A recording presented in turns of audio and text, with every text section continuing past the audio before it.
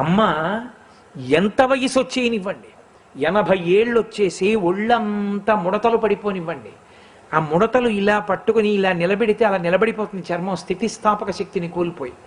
అలా అయిపోయినప్పుడు కూడా మంచంలో పడుకుని రాత్రి 10ంటికి ఇంటికి వచ్చిన కొడుకు అన్నం తిని లేచిపోతే తలమించి ముసుక్కప్పుకు పడుకున్న అమ్మ చలికాలంలో మాట అంటుంది, ఎరా నాన్న అప్పుడైపోయింది భోజనం అంటుంది. అమ్మకి తెలుసు, నువ్వు ఇలా రాత్రి ఆలస్యంగా వచ్చి అన్నం సరిగ్గా తినకపోతే ఆరోగ్యం ఏముంటుంది నాన్న, కడుపు నిండా తినరా అంటుంది. అమ్మ అంటే సర్వకాలముల యందు నీ భద్రత కోరునది. అందుకే ఒక కఠినమైన విషయాన్ని చెప్తారు. ఒక వేశ్య ఒక పురుషుణ్ణి నీ తల్లి గుండె పట్రా నువ్వు కోరుకున్న అనుగ్రహాన్ని ఇస్తానంది. ఆయన తల్లి పడుకుని ఉంటే తల్లి గుండె కోసేసి గుండె చేతిలో పట్టుకుని పరిగెడుతున్నాడు ఆ వేశ్య దగ్గరికి. గడప